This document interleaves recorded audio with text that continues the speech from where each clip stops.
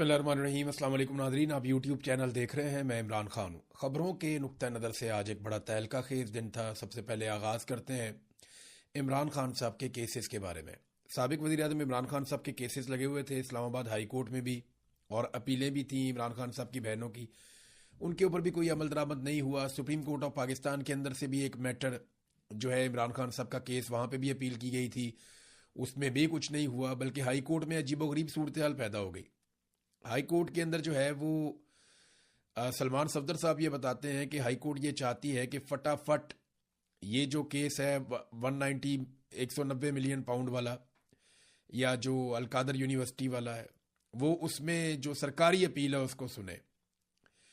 जबकि पाकिस्तान तहरीक इंसाफ या इमरान खान साहब के वकला ने जो केसेस दायर कर रखे हैं बड़े लंबे अरसे से, वो उनको सुनना नहीं चाह रहे।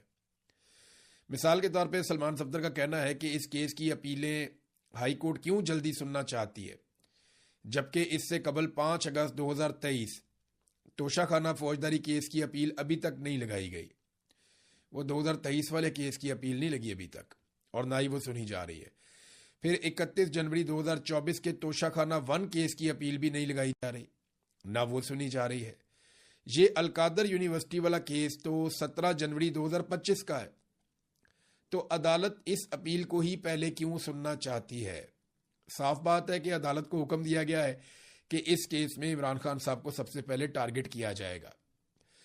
आज जज साहब कह रहे थे जी दलाइल आप शुरू कर दें सलमान सफदर साहब को, वरना दलाइल जो है वो नैब के वकील शुरू कर देंगे।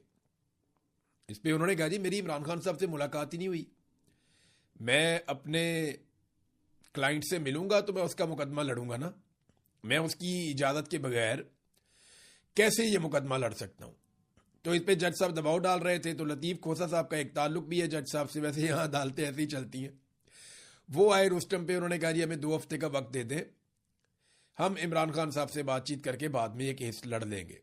तो फिर जज साहब ने 2 हफ्ते के लिए टाइम दे दिया।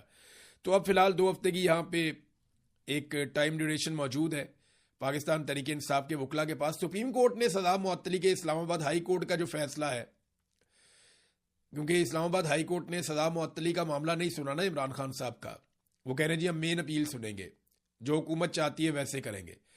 तो इस पे सुप्रीम कोर्ट के अंदर पाकिस्तान तहरीक इंसाफ के लोग ले गए थे केस को। इमरान खान और बुशरा बीबी की अपीलें वहां चली गई थी। तो उस पर सुप्रीम कोर्ट ने एतराज आयद कर दिया और दरखास्तें वापस कर दी।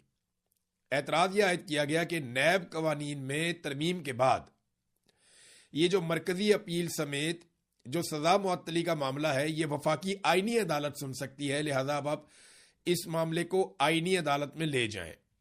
सलमान सफदर इस फैसले पर यह कहते हैं कि जमानत का मामला सुप्रीम कोर्ट सुन सकती है। तो जनाब रजिस्ट्रार ऑफिस के एतराजात के खिलाफ वो कह रहे हैं जी हम चैम्बर में अपील दायर करेंगे। लेकिन आप देखें ना निजाम कैसे काम करे, वो कह रहे आईनी अदालत में ले जाओ। अब आईनी अदालत वो है जो गैर आईनी एक तरमीम जो की गई आइन के अंदर, जिसमें आइन का हुलिया बिगाड़ दिया गया, उसके नतीजे में एक मिलिट्री एस्टेब्लिशमेंट ने अपनी मर्जी की अदालत बनाई थी, आईनी अदालत। और वो आईनी अदालत इसलिए बनाई थी ताकि किसी किस्म की प्रॉब्लम मिलिट्री एस्टेब्लिशमेंट को अहम केसेस में ना हो। अब वो कहते हैं जनाब कि जो केस हमारी मर्जी का है वो उस अदालत में शिफ्ट करो। तो ये एतराज आ गया सुप्रीम कोर्ट से, ये आपके सामने है। सलमान सफदर साहब जो इमरान खान साहब की हालत बताते हैं ना जेल में, वो अपनी आंखों देखा हाल उन्होंने आज बताया। उन्होंने कहा जी कि मैं अपनी आंखों देखा हाल बता रहा हूं, वो ये है कि इमरान खान और बुशरा बीबी को इस दुनिया से कट ऑफ कर दिया गया है। उनको बच्चों तक से बात नहीं करने दी जा रही। टीवी, अखबार, किताब सब पर पाबंदी है। जेल में किसी से दुआ सलाम करने पर भी पाबंदी है। फैमिली से मुलाकात हुए 7 महीने गुजर चुके हैं, ये बैरिस्टर सलमान सफदर साहब ने बताया।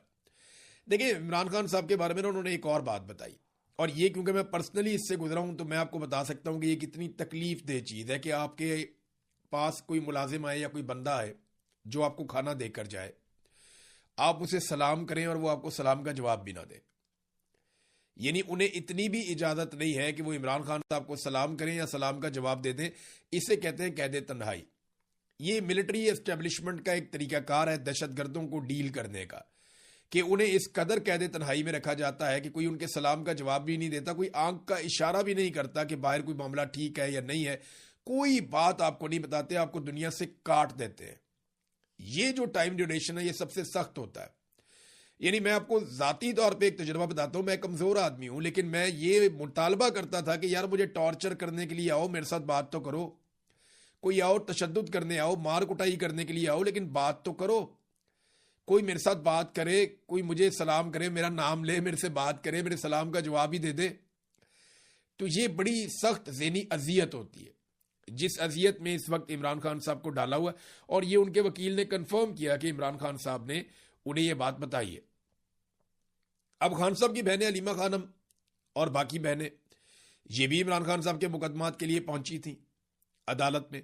तो उन्होंने वहां पे कहा कि मैं वकला से पूछती हूं कि आज जब आप इन जजेस से मिन्नतें कर रहे थे, ये जानते हुए कि उन्होंने इंसाफ नहीं देना, तो बताएं कि तुम्हारे कानून और इंसाफ का तहफ़्फ़ुज़ कहां गया, सारी बार्स कहां गई, लाखों वकला कहां गए, जिनके इलेक्शन इतने जज्बे के साथ होते हैं, वो सारे जज्बे कहां गए। यानी इमरान खान के नाम पे बेशुमार वोट तो वकला भी लेते हैं ना। वकला बताएं आपका क्या किरदार है, अब नहीं तो कब आप पाकिस्तान में इंसाफ के लिए खड़े होने वाले। हमें सीधा कहा जा रहा है कि अगर इंसाफ लेना है तो एजेंसी के लोगों से बात करो। ये कौन सा तरीक़ाकार है। फिर अलीमा खानम ने कहा कि कोई डील शील नहीं हो रही इमरान खान के बारे में, इनकी जुर्रत नहीं है कि इमरान खान से बात कर सके, इमरान खान से किसी की भी मुलाकात नहीं हुई है। एजेंसियों के डिस इंफॉर्मेशन सेल्स फेक खबरें फैला रहे हैं। इमरान खान जितने बड़े कद के आदमी के सामने ये छोटे छोटे लोग बैठकर बात नहीं कर सकते। देखिए, ये एक बहन है, वो जज्बाती भी हैं, वो गुस्से में भी हैं, लेकिन जिन सहाफ़ियों ने ये खबर दी वो अभी तक इस बात पे कायम है। बल्कि रज़ी ताहिर साहब गिरफ्तार ही इसलिए हैं कि उन्होंने ये खबर कैसे दी और उनका सोर्स कौन था जिसने उन्हें बताया कि जनरल अशफाक परवेज कियानी की इमरान खान साहब से मुलाकात हुई है। वो रिटायर आर्मी चीफ हैं, तो उनको तो गिरफ्तार ही इसलिए किया गया कि अपना सोर्स बताओ, हमें बताओ क्या हुआ। तो मेरे ख्याल में तसल्ली हो जाएगी एजेंसियों की, तो रज़ी ताहिर साहब भी बाहर आ जाएंगे। उनके साथ सख्त ज्यादती हो रही है। एक सहाफ़ी का काम खबर देना है, मुकदमा भुगतना तो नहीं है। आप उनकी खबर के ऊपर बात कर सकते हैं, आप ये तो नहीं कर सकते पकड़ के आप उन्हें अंदर डाल दें और फिर आप उनसे पूछें जनाब ये बताओ वो बताओ। ये मुल्क चल रहा है, कोई बनाना रिपब्लिक तो नहीं है। ये मुल्क चल रहा है, इसमें इदारे इस तरीके से काम करेंगे तो फिर मुल्क एक इंच भी आगे नहीं बढ़ेगा। फिर अलीमा खानम से सवाल किया गया कि आप मुज़ाकरात की राह में कोई रुकावट है। उन्होंने कहा जी कौन से मुज़ाकरात, मुझे गिरफ्तार करना है तो कर ले, लेकिन याद रखें इमरान खान डील कर चुका है। इमरान खान ने डील अल्लाह ताला से कर ली है। जो बंदा अल्लाह ताला से मांगता है वो इन यजीदों से क्या मांगेगा। देखिए, इमरान खान साहब की डील वाला मामला तो उस दिन हम भी बात कर रहे थे, शहजाद अकबर साहब, साबिर शाकिर साहब और बहुत सारे लोगों से हमारा राब्ता होता है जो बहुत करीब हमेशा इमरान खान साहब के रहे। इमरान खान डील इस तरह नहीं करेगा जैसे ये सोच रहे हैं ना। इमरान खान जो बातचीत करने का कहता है वो मिलिट्री एस्टेब्लिशमेंट को मौका देना चाहता है कि भाई निकलो इसमें से, तुम हमें हमारा मुल्क चलाने दो, हम जाने पाकिस्तान जाने, तुम निकलो इसमें से, पाकिस्तान में फ्री एंड फेयर इलेक्शन दो और ये जो गंद का टोकरा तुमने उठाया हुआ है इसको उतारो नीचे।